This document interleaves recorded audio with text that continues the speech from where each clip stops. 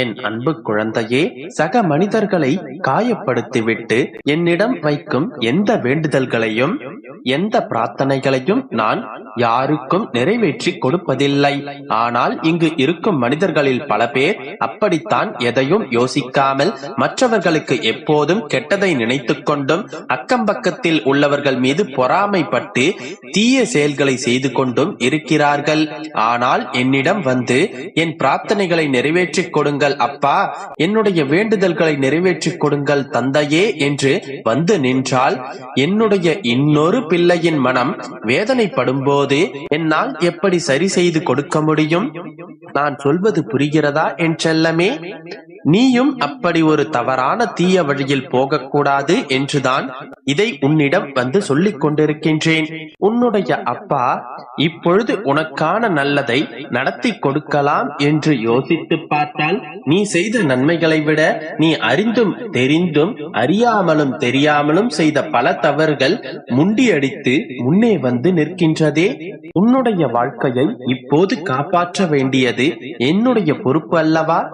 அதை எப்படியாவது நல்லதாக செய்து கொடுக்க வேண்டும் என்றுதான் இதை நீ கேட்டே ஆக வேண்டும் என்று அன்பு கட்டளையிட்டுள்ளேன்.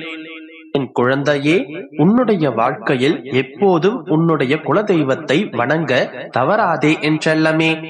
இதே போல உன்னை சுற்றி இருக்கும் மனிதர்களுக்கும் உறவுகளுக்கும் ஒருபோதும் தீங்கு செய்ய நினைக்காதே. அவர்கள் அறியாமல் செய்தாலும் சரி, அறிந்தே உன்னை கோபப்படுத்தி தவறு செய்தாலும் சரி, அல்லது அவர்கள் உனக்கு துரோகம் செய்தாலும் சரி, மன்னித்து மறக்க கற்றுக்கொள். முடியவில்லை என்றால் அதை என் பொறுப்பில் விட்டுவிட்டு நீ அமைதியாக காத்திரு. எல்லாம் சரியான நேரத்தில் தானாக நடக்கும். உன்னை கஷ்டப்படுத்தியவர்களும் துரோகம் செய்தவர்களும் அதே நிலைமைக்கு ஆளாவதை நீ பார்க்கத்தான் போகிறாய். உன்னுடைய அப்பா அனைத்தையும் பார்த்து கொண்டு சும்மா இருக்கவில்லை. அனைத்தையும் பார்த்து கொண்டு உனக்கானதை என்ன செய்யலாம் என்று பார்த்து பார்த்து கண்ணும் கருத்துமாக உனக்கான வேலைகளை செய்து கொண்டிருக்கின்றேன். எளிமை என்பதே மிகப்பெரிய செல்வம்தான். நீ எப்பொழுதும் எளிமையாக இருக்க கற்றுக்கொள் என் செல்லமே. அதே போல பொறுமை என்பதும் மிகப்பெரிய ஆயுதம். அதை எல்லோராலும் வைத்துக் கொள்ள முடியாது. பொறுமை என்கின்ற பொக்கிஷத்தை வைத்துக் கொண்டிருப்பவர்கள் நிச்சயமாக வெற்றி பெறுவார்கள். சூரியனையும் சந்திரனையும் உன்னால் ஒருபோதும் ஒப்பிட முடியாதுதானே. இரண்டும் வெவ்வேறு சக்தி படைத்தவை. சூரியன் பகலில் எந்த அளவு வேலை செய்கின்றாரோ, எந்த அளவிற்கு நன்மைகளை செய்கின்றதோ, அதே அளவு நன்மைகளை சந்திரன் இரவில் செய்கின்றார். இரண்டும் வெவ்வேறு தனித்துவத்தை பெற்றிருப்பதால் தான் பூமி இயல்பாக இயங்குகின்றது.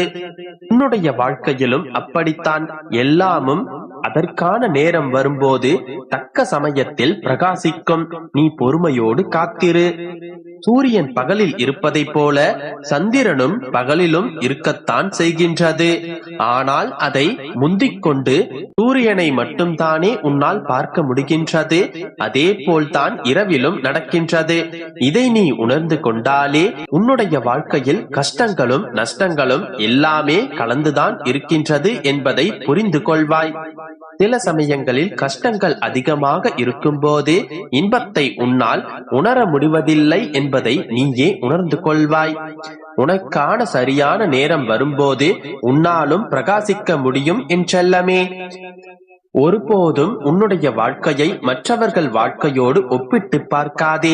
அவர்கள் நன்றாக இருக்கிறார்கள், அவர்கள் வசதியாக வாழ்கிறார்கள், இவர்கள் நன்றாக ஆரோக்கியத்துடன் இருக்கிறார்கள், நான் இப்படி கஷ்டப்படுகின்றேன் என்று யாருடைய வாழ்க்கையையும் உன்னுடைய வாழ்க்கையோடு ஒப்பிட்டு பார்க்காதே. சில சூழ்நிலைகளையும் சில நிகழ்வுகளையும் கடந்து செல்ல கற்றுக்கொள். அதற்கு உடல் வலிமையை விட மன வலிமைதான் உனக்கு அவசியம் தேவைப்படுகின்றது. அப்படிப்பட்ட மன வலிமையை நான் உனக்கு தருவேன் என்று உன்னுடைய அப்பா நான் உனக்கு கூறுகின்றேன். நான் பல தடவை உன்னிடம் கூறி இருக்கின்றேன். இதுவாக இருந்தாலும் நீ தனியாக நின்று எதிர்க்க கற்றுக்கொள். அப்பொழுதுதானே உன்னுடைய பலம் என்ன, நீ எதில் பலவீனமாக இருக்கின்றாய் என்பதை உன்னால் உணர்ந்து கொள்ள முடியும். உனக்கான தேவை ஏற்பட்டு உன்னை எல்லோரும் தேடும் அளவிற்கு உனக்கான உயர்ந்த நிலையை நான் கொடுத்தருளப் போகின்றேன். கொஞ்சம் அமைதியாக காத்திரு என் செல்லமே. உன்னை பற்றி புரிந்து கொள்ளாதவர்களிடம் நீ எடுத்து சொல்லலாம். ஆனால் உன்னை முழுவதுமாக புரிந்து கொண்டும் கூட உன்னை குறை சொல்லி நடிப்பவர்களிடம் வாயை மூடிக்கொள். நேரத்தை வீணாக்கி அவர்களுக்கு உன்னை பற்றி உணர வைக்க தேவையில்லை. நீ என்னை பெருமாளே என்று அழைத்தாலும் சரி, அப்பா என்று அழைத்தாலும் சரி, எப்படி அழைத்தாலும் உனக்காக ஓடி வந்து உனக்கானதை நான் செய்து கொடுப்பேன். துன்பம் வரும்போது சிறிது புன்னகையுடன் அதை தைரியமாக எதிர்த்து அதை கடந்து வர பழகிக்கொள். அதன் பிறகு உன்னுடைய வாழ்க்கை நிச்சயமாக வளமானதாகவும் இன்பமானதாகவும் அமையும். நம்பிக்கையோடு இரு, நல்லதே நடக்கும். என் அன்பு குழந்தையே, இப்போது நான் உனக்கு கூறும் இந்த வார்த்தைகளை அமைதியாகவும் சற்று பொறுமையாகவும் முழுவதுமாகவும் கேள். உன்னை சுற்றி இருக்கும் மாயை விலகும், உன்னை சுற்றி ஒளி நிறையும். இன்று அலட்சியப்படுத்தப்பட்ட நீ மிக முக்கிய ஆளாக நாளை திகழ்வாய். யாரெல்லாம் உன்னை ஒதுக்கி வைத்தார்களோ அவர்களெல்லாம் உனக்காக காத்திருக்கும் சூழ்நிலை மிக விரைவில் நடக்கப் போகின்றது. உன்னுடைய தன்மானத்தை இழக்காமல் உறுதியோடு முயற்சி செய்து கொண்டிரு. உன்னுடைய முயற்சிகள் எல்லாம் 3 மடங்கு பலன் பெறும் காலம் வந்து விட்டது. இந்த உலகத்தில் எத்தனையோ ஜீவராசிகள், எதுவும் மாய வலையில் சிக்காமல் இருப்பதில்லை. இந்த பிரபஞ்சத்தில் நீ எதை விதைத்து அதன்படி வாழ்ந்தாலும் மாயை இடைத்தரகராக வந்து உன்னை அலைக்கழிக்கும். எல்லா காலகட்டத்திலும் மாயைக்கு இயற்கை துணையாகவே நிற்கும். நீ நல்லது செய்து கெட்டதாக முடிவதும், நீ கெட்டது செய்து நல்லதாக முடிவதும் மாயை சக்தியால் தான் நடக்கின்றது. மாயை சக்தி பிரபஞ்சம் முழுவதும் பரவித்தான் இருக்கின்றது. உன்னுடைய வினையை நீ அறுவடை செய்தாலும் உன்னுடைய நிகழ்காலத்தில் நீ வாழும்போது இடம் பொருள் ஏவலை பயன்படுத்தி உன்னை உயர்த்தவும் வாழ்வடையவும் செய்கின்றது. இதனை எதிர்கொண்டுதான் வாழ வேண்டும். நிகழ்காலத்தில் உனக்கு நிறைய பாடங்களை கற்பிக்கின்றது. இந்த மாயையை வெல்வது எப்படி? மாயையை வெற்றி கொள்வதற்கு அதிகப்படியான சகிப்புத்தன்மை, நீடித்த பொறுமை தேவை. அதனிலும் மேலாக சற்று நிதானமும் புத்திசாலித்தனமும் கட்டாயமாக தேவை. ஏதேனும் தவறு நடந்துவிட்டாலும் உடனே அதில் சுதாரித்துக் கொண்டு அதனை சரி செய்யும் வேளையில் இறங்கிவிட வேண்டும். கெட்டது உன்னை அடையும் போது அது வேகமாக உள்ளது. நல்லது நிதானமாக பயணித்தாலும் சோதனையை கடந்து வராமல் இருக்காது. இதற்கான முடிவு நீ ஏற்கும் பக்குவத்தில் உள்ளது. எனவே எது நடந்தாலும் மனதார அதை ஏற்றுக்கொள். மனதில் எதையும் தாங்கி சோகத்தில் மூழ்காமல் அதனோடு பயணிப்பதே மாயையை எதிர்கொள்வதற்கான சிறந்த வழி.